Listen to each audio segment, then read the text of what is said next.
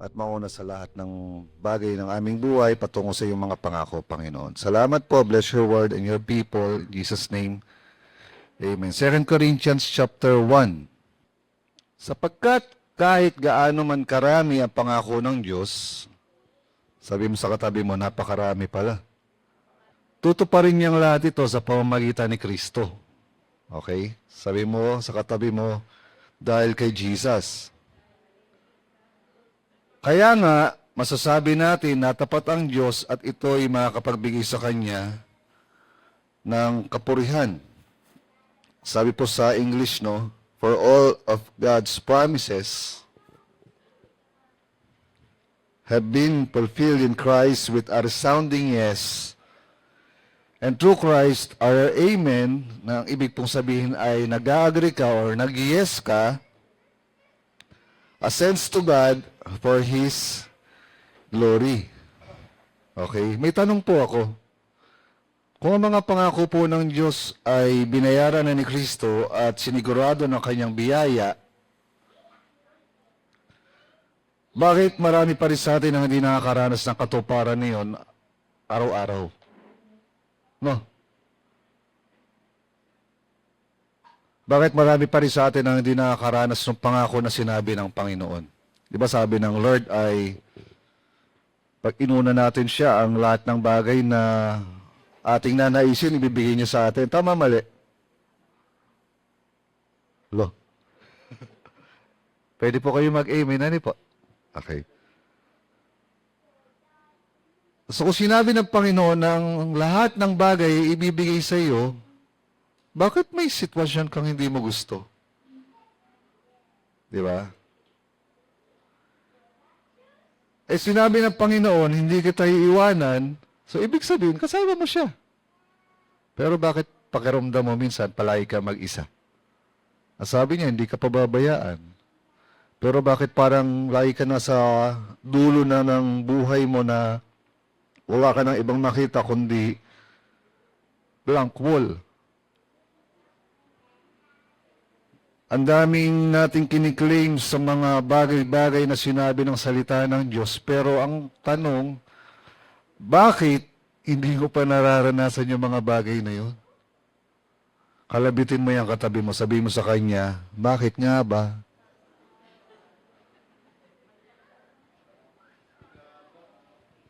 Diba? Bakit nga ba? Ang sagot, ito po ang sagot. Hindi po kulang ang power ni God. Okay, hindi po ito tungkol sa kakulangan ng kapangyarihan ng Diyos ang reason. Ang problema po ay yung kaayusan ng ating puso, lalo na yung kondisyon nito. Diba? Marami sa atin nakiklaim. Nangyari na ba sa inyo yun? Nakiklaim kayo sa isang fast food, tapos hindi po ba natatawag yung number na ito? Ay, ma'am, sir, may nauna po sa inyo. Diba? Minsan, ang problema ay yung tamang puso. Tanungin mo yung katabi mo, okay lang ba puso ko? Diba? Sabi po sa Jeremiah chapter 17, the heart is deceitful above all things and beyond cure. Okay? Ang puso daw po ng tao ay mapandaya. Kalapitin mo yung katabi mo. May puso ka pa ba? Ang puso daw po ng tao ay mapandaya at ang sabi rito, who can understand it? Beyond cure. Ang hirap ayusin. Di ba?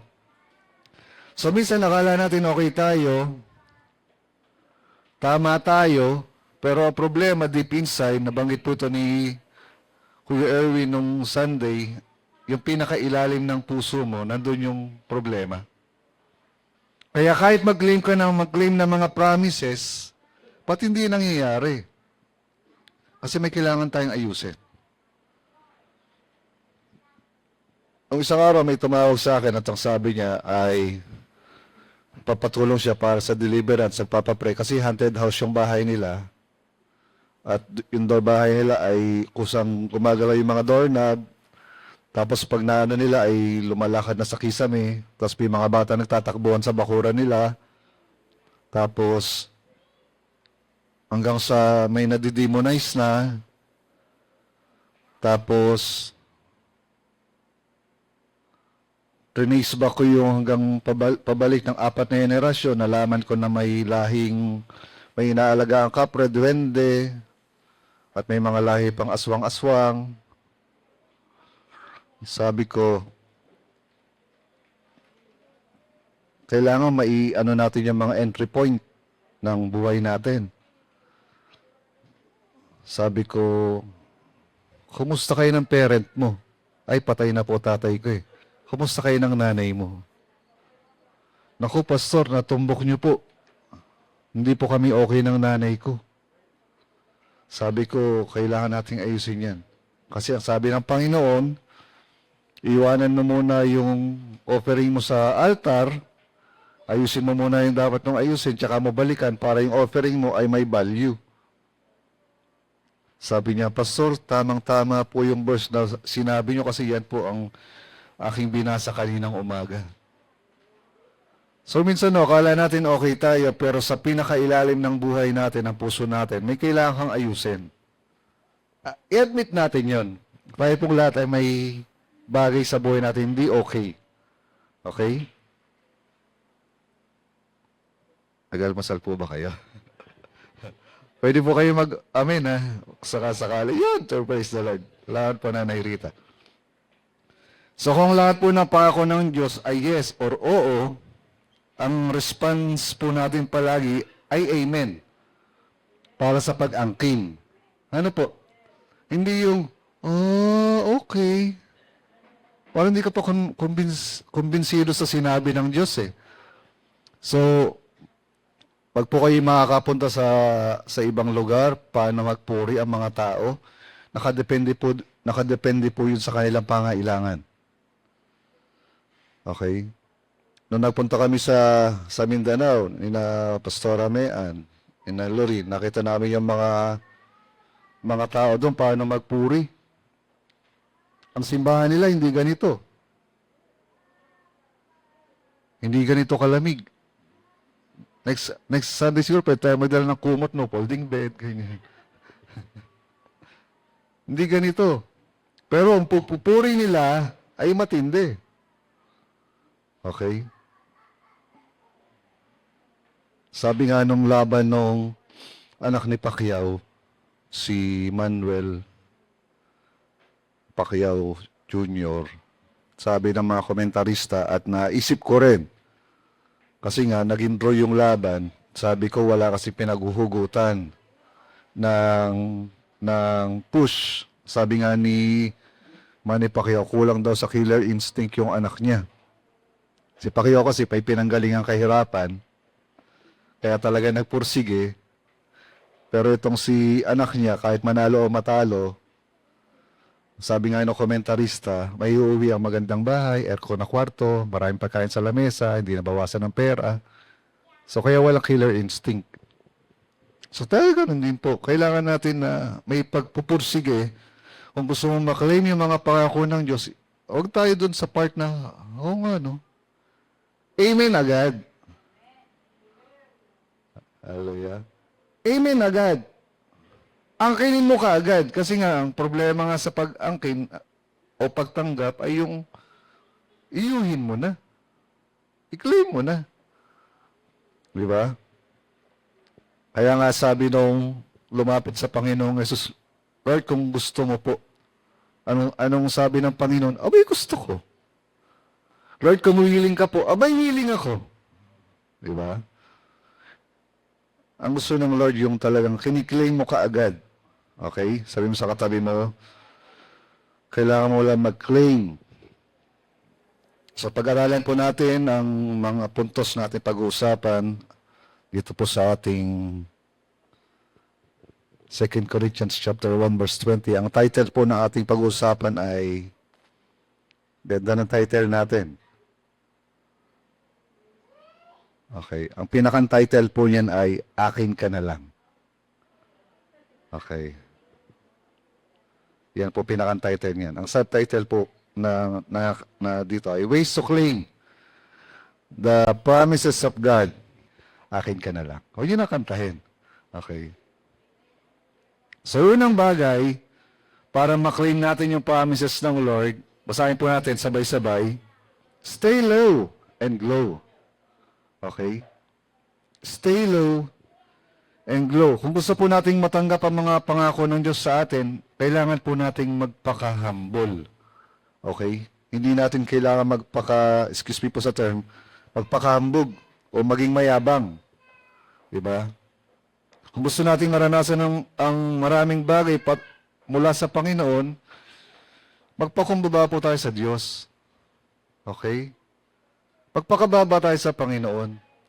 Huwag po mag-push sa atin na maging humble tayo sa harapan ng Panginoon kung wala na ang lahat.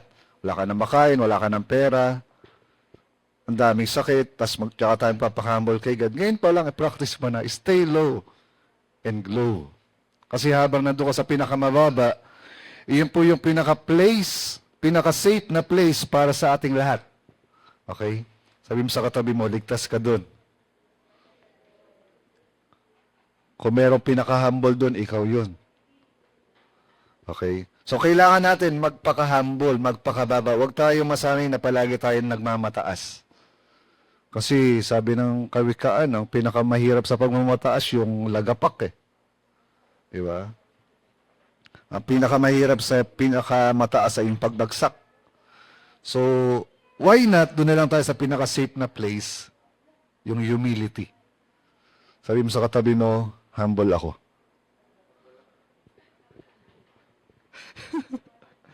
Okay. Sabi mo sa katabi mo, praise the Lord, humble ka.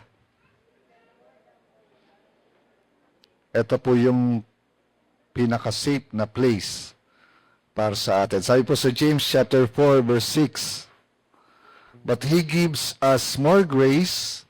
That is why Scripture says, God opposes the proud and gives grace to the humble. Shows favor to the humble. Humble yourselves for the Lord and He will lift you up. Okay? So stay low. Magpakababa tayo sa Panginoon. Pinapakita natin dito na kailangan masigad. Okay, sabi po ng Proverbs na may mga tao na nag-aaktong mayaman pero ang totoo mahirap. Meron namang mahirap meron namang mayaman na nag-aaktong mahirap pero totoo mayaman. Okay? So, low profile tayo. Doon tayo sa part na yun. Diba?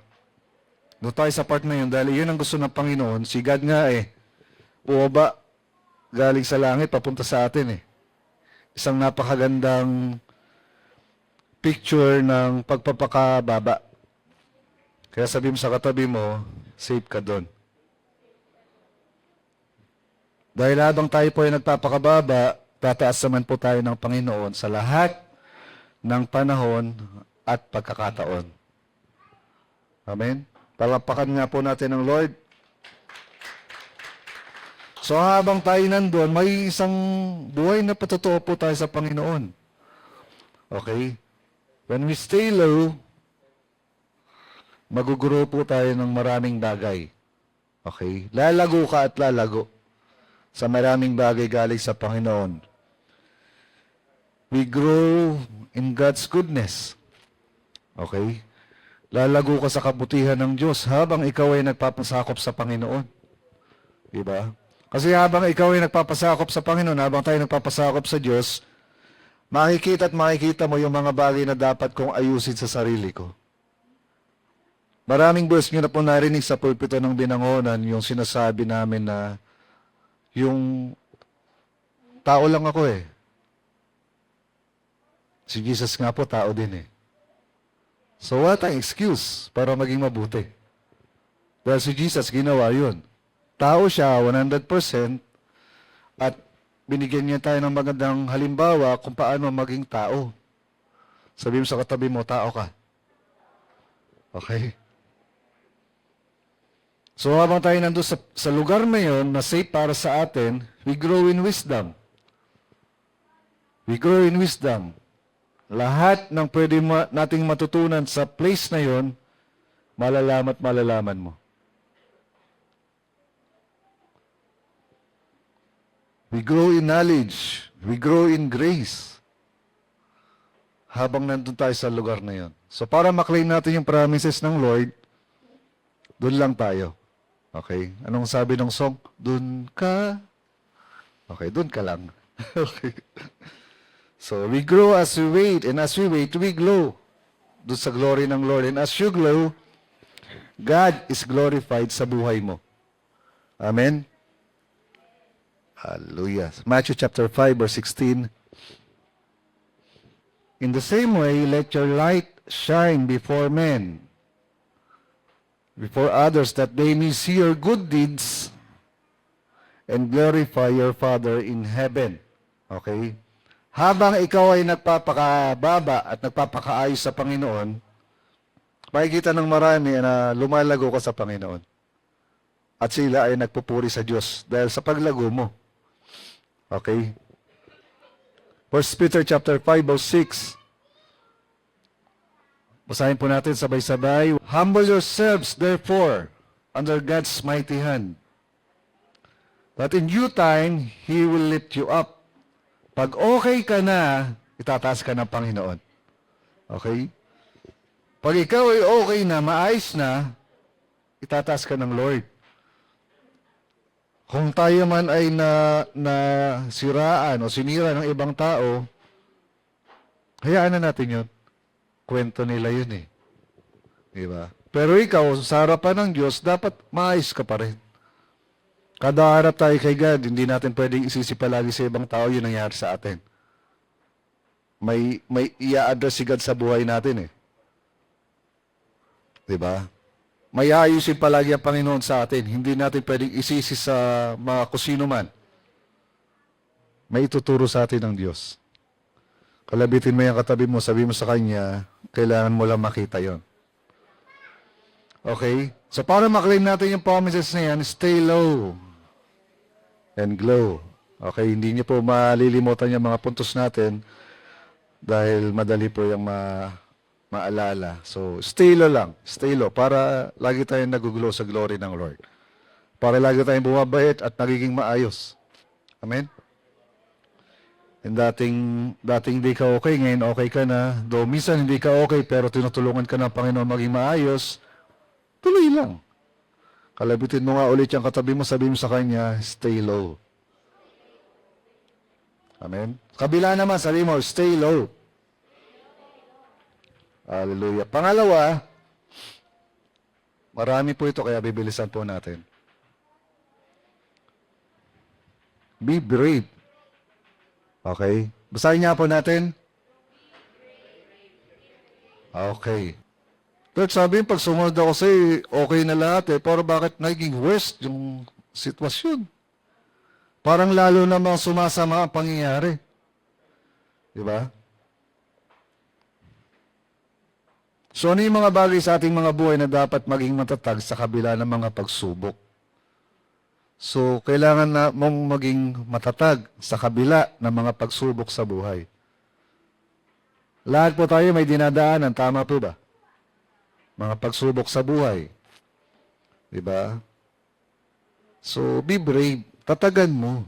Tatagan mo kasi nasa mundo tayo eh. Nasa mundo tayo na ang pabor ay laging nasa may kapangyarihan sa mga wala sa papunta ako sa politics eh. Sa mga pangkaraniwan, minsan hindi tayo nananalo.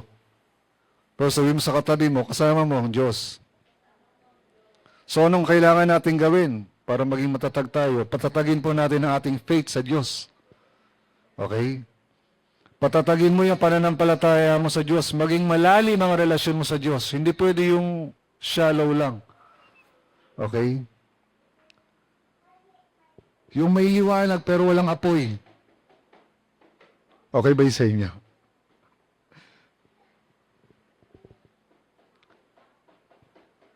Warm naman pero walang apoy.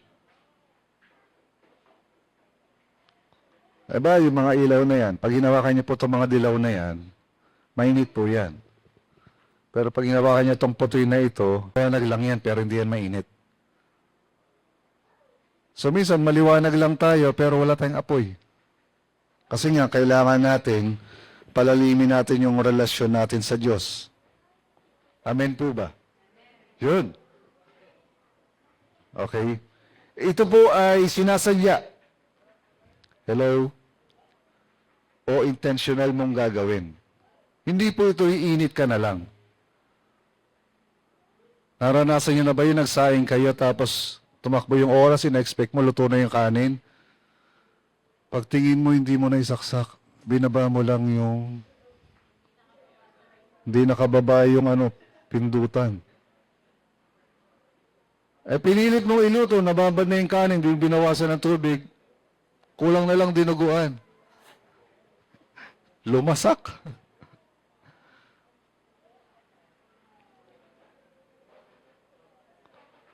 May napanood ako sa isang reels.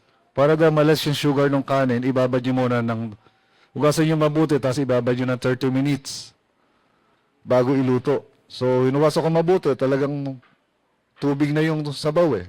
Hindi na siya kulay white. Tapos binabad ko 30 minutes. Sabi ko, ayos to ito sugar. Ayun, nung maluto siya, kulang na lang dinuguan. Okay, maniniwala agad sa mga kung ano na nakikita nyo. Okay? Akala mo lang okay ka, pero kailangang laliman mo yung relasyon mo sa Diyos. Okay? Intentional po ito, sasadyain mo talaga. Hindi po magic yung paglago kasi pwede ito maging tragic. Okay? Diba? Walang magic sa paglago. Intentional po itong gagawin. Pag may pinagdadaanan ka, dahil mo alam na Bible verse, application na lang. Di ba? Sabi mo sa katabi mo, be brave in the grave.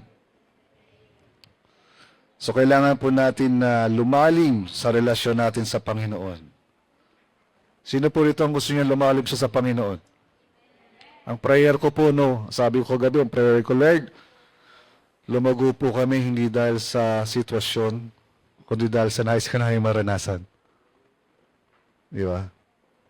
Madaling magtaas ng kamay pagka punong-puno tayo ng pagsubok eh. Tama o mali? Madaling mag-surrender kay God pag ang dami nating problema. Tama o mali? Pero yung normal na sagwan lang ng buhay, sabi ni na Peter, magdamag sila ng huli pero wala silang nahuli. Kasi nga, sa sarili nilang lakas, sa sarili nilang kaalaman, pero yung umasa sa Panginoon, napakasimple lang naman ang instruction ng Lord. Itulak niyo ng konti yung bangka, tapos ilaglag niyo sa kanan, sa right, yung lambat. Ano nangyari? Saan sila nakahuli ng marami?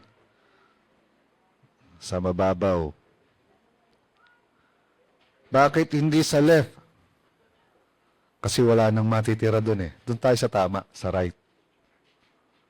Amen. Palakpakan nga po natin ang Panginoon.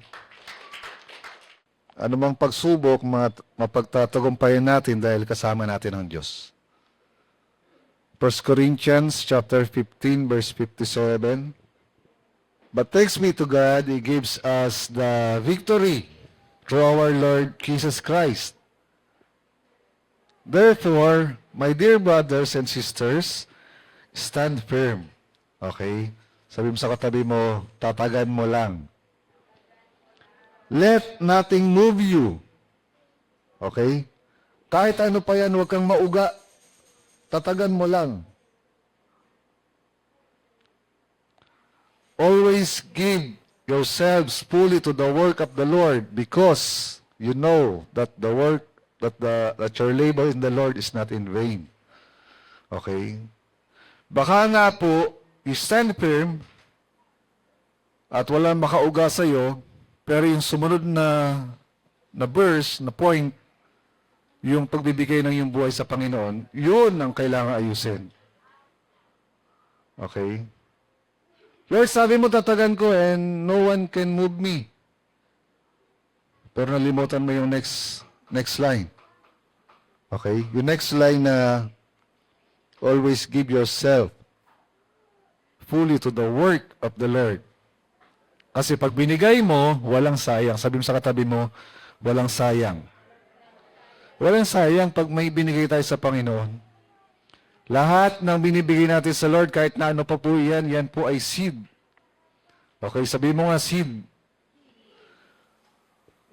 Mayroong isang kwento na nakakatuwa sa isang church.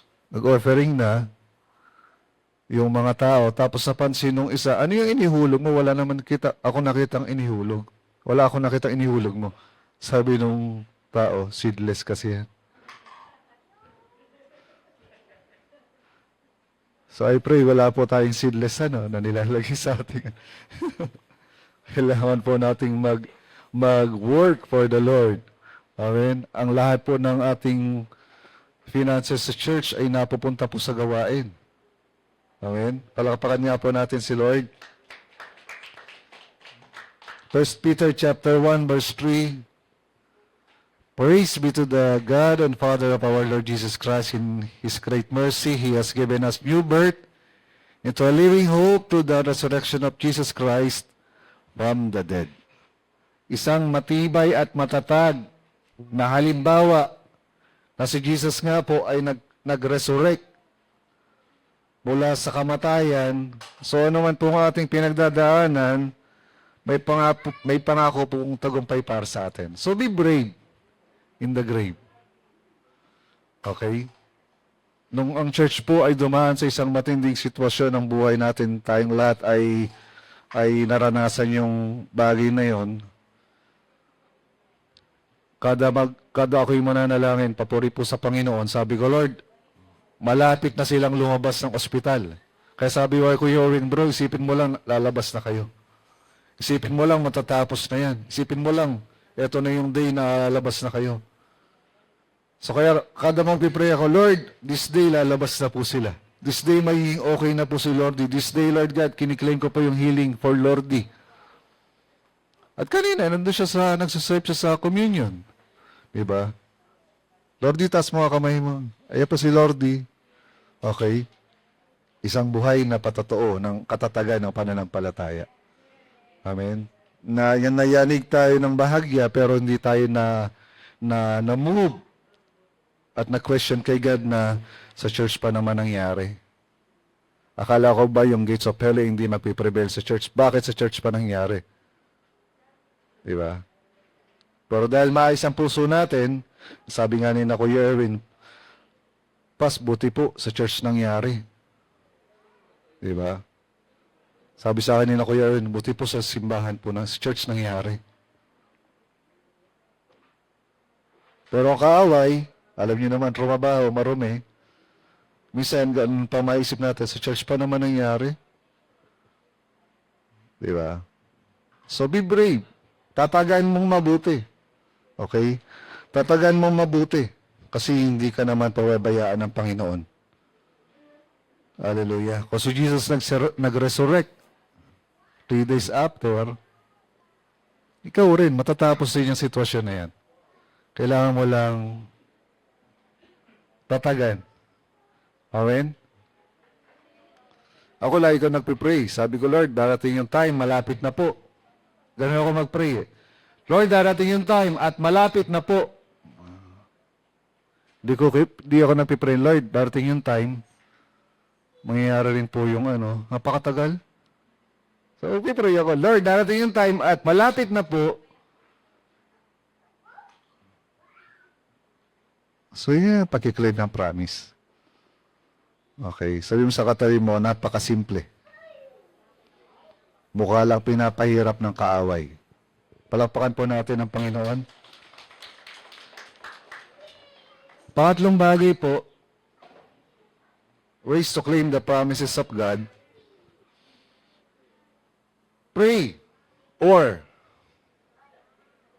become the prey. Matthew chapter 26, verse 31. Watch and pray so that you will not fall into temptation. Okay? Hindi po yan manood kayo habang nagpipray. Okay? Hindi po yan yung watch. Ang watch po na sinasabi dyan sa ibang salita ay magbantay. So habang nagpipray ka, binabantayan mo yung galaw ng Panginoon. At makikita mo na kumikilos ang Diyos. Okay? Watch and pray so that you will not fall into temptation. Ano po yung temptation na sinasabi diyan? Yan po yung temptation ng katamaran. Hello? Hindi na ako magpipray na pag-pray ko na yan eh. Kasinungalingan po yun ng Diablo. Nakalagay po sa Thessalonians, pray without ceasing.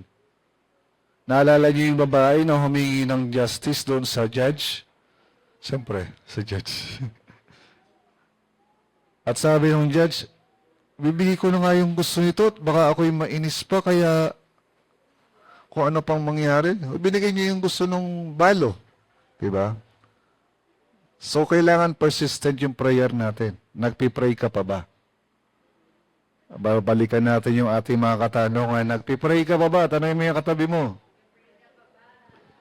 Okay. Kailan ka nagpipray? Kanino ka nagpipray? Paano ka nagpipray? Saan ka nagpipray? Dapat nasasagot mo palagi yung mga questions na yan. So, pray, watch and pray so that you will not fall into temptation. Matthew chapter 7, verse 7. Ask, and it will be given to. Seek, and you will find. Knock, and the door will be opened to you. Okay? Mag-ask ka. Maghanap ka. Mangatok ka. Ang paghingi sa Diyos, yes po, alam ng Lord ang kailangan mo, pero gusto ng Lord naririnig yung boses mo eh.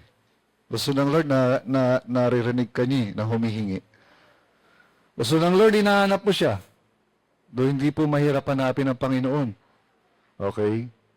Hindi po malayo ang Diyos. Sabi ng Biblia, ang Diyos po ay ang layo lang niya sa iyo ay nasa mga labi mo lang. Ganun lang kalapit. Okay? At pag ikaw umatok, may magbubukas para sa iyo. Pero wag naman po mangyari sa atin na pagkatok natin at nabuksan ang pinto, sabihin sa atin na Panginoon, di kita kilala. Evil doer. At isasara ang pinto. Ang sabi ng Bible, magngangalit ang iyong ngipin sa kakatok pero hindi mabubuksan. Ang sabi rin ng Panginoon, yun lamang sumusunod sa kanyang salita. So ask, seek, knock. Kailangan nagpipray po tayo. James chapter 4, verse 2, letter C. You do not have because you do not ask. Kaya wala kang nararanasan, natatanggap, nakukuha mula sa Panginoon kasi hindi ka naman sasabi. Pastor, alam na po ng Lord lahat. Oo nga, paulit-ulit tayo. Alam ng Lord lahat. Pero siyempre, bilang anak, gusto niya naririnig kanyang humihingi. Diba? Gusto ng Lord na ikaw ay nagsasabi. Alam ng Lord ang lahat ng gusto mo. At lahat ng gusto mo ay gusto ng Panginoon. May mga times na yung gusto natin ay ayaw ng Lord. Kasi pwedeng malayo ka sa Kanya. Or minsan, hinahayaan na lang ng Lord para along the way makita mo yung bakit at bumalik ka sa Panginoon, kaya pala hindi pinayagan ng Panginoon. Pero let's pray, huwag na tayong dumating sa ganong punto ng buhay natin na sabihin natin, Lord, tama po kayo. Inaantay pa nating masaktan tayo bago tayo matuto. Inaantay muna nating magkasakit tayo bago tayo umayos. Inaantay natin na maging worse yung senaryo bago tayo umaksyon ng tama.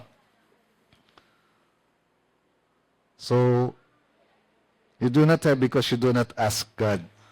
At sa baba po ng verse na yon, humihingi ka nga, pero ang hinihingi mo naman para sa kayabangan. Kaya hindi ka pa rin nakakatanggap. Lord, bigay mo lang ito sa akin, makikita ng mga taong ito hinahanap nila. Huh? Lalo ka namang di makakatanggap ng gano'n. Lord, ipagkaloob mo lang ito sa akin, huyo lahat itong mga tao ito sa akin. Paano ka makaka-receive ng gano'n? Papayagan ba ng Lord na mapahamak ka? Ang sabi ng Panginoon, kung kayong mabubuting ama ay marunong magbigay ng mabubuting, kung kayo masasamang ama ay marunong magbigay ng mabubuting bagay, ako din magbibigay ng mabuting bagay. Amen. Palakpakan natin si Lord. Philippians chapter 4 verse 6, do not be anxious about anything. Tanangin mo yung katabi mo, ano ba yung anything na yan? But in every situation, by prayer and petition with thanksgiving, present your request to God. Okay? Kay God mo ipipresent yung request mo. Hindi sa kung saan-saan. Diba? Bago kaming kilala eh. Pag meron siyang gusto, ipopost siya sa Facebook.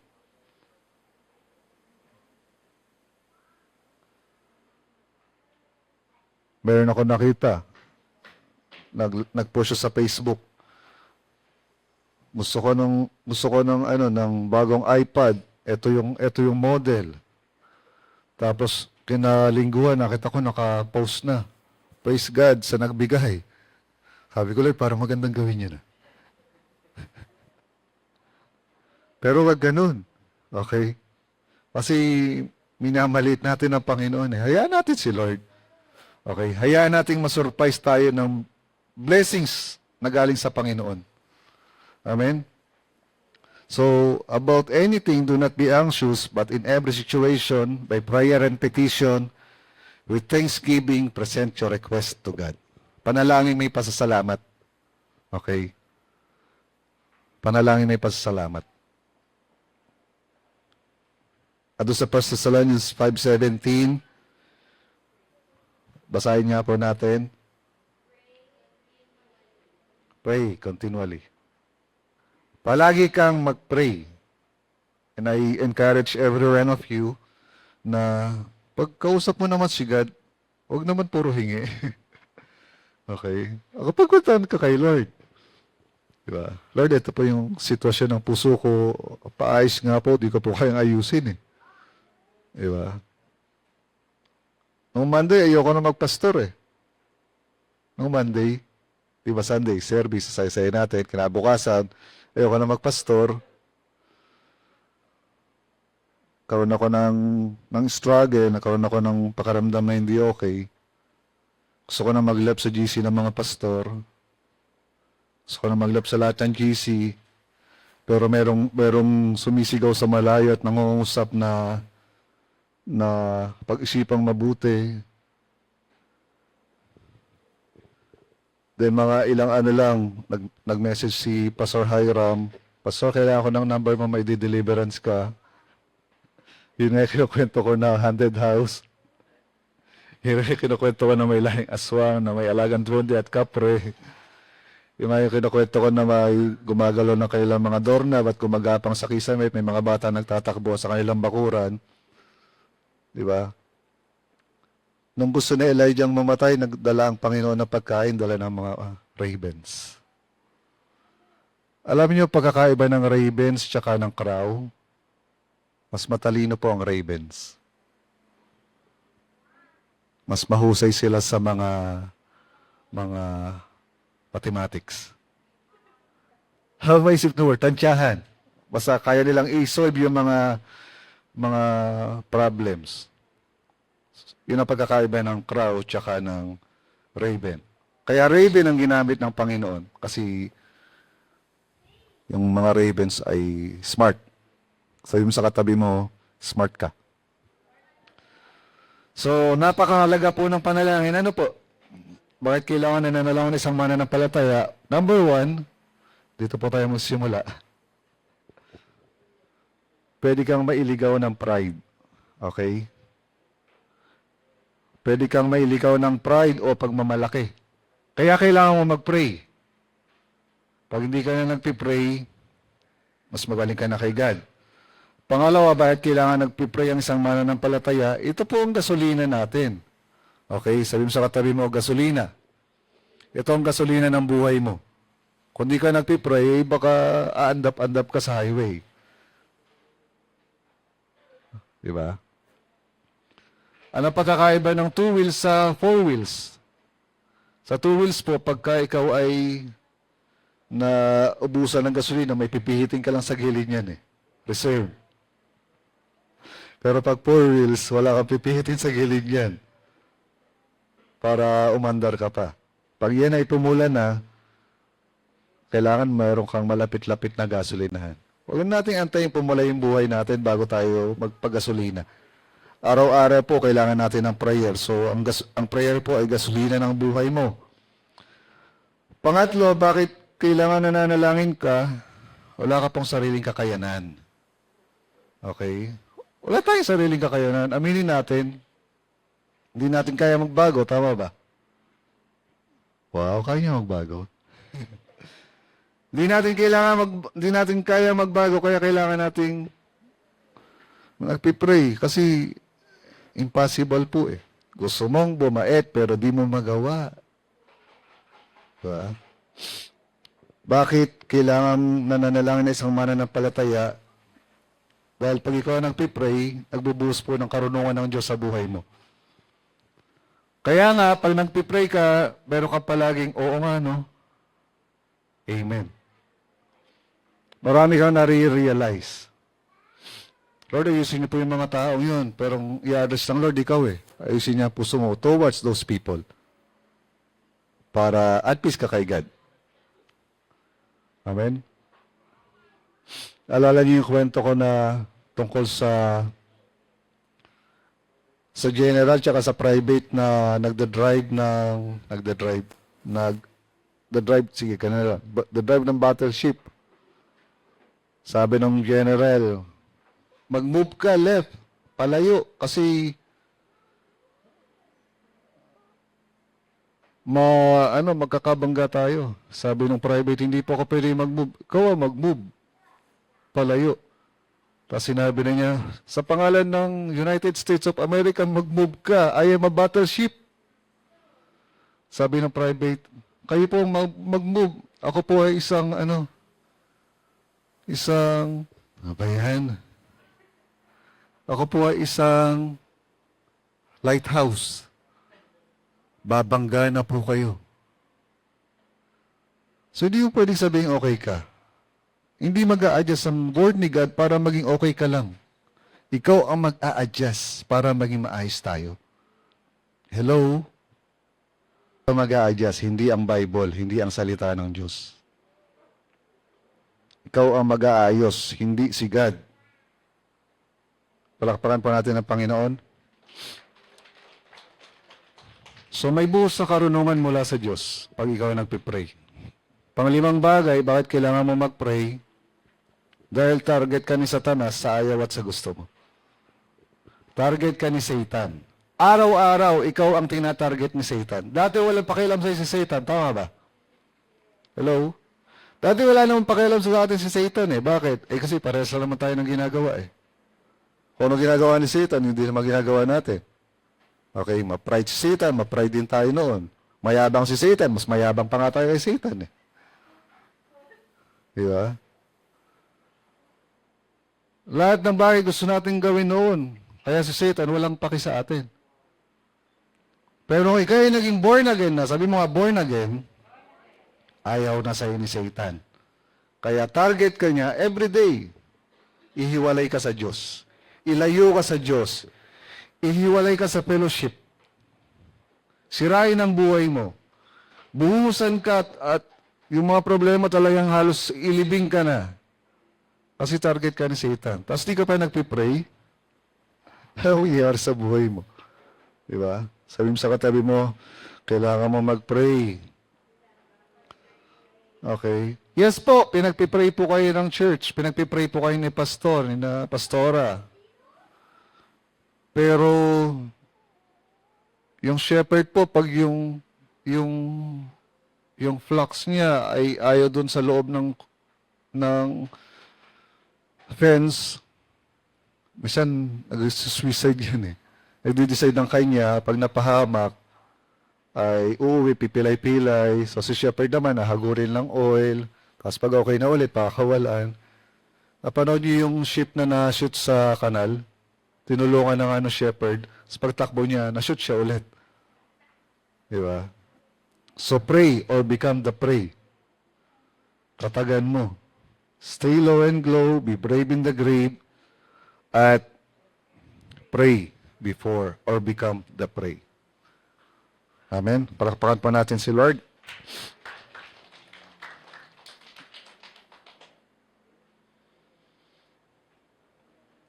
Kahit pong lahat ay tumayo.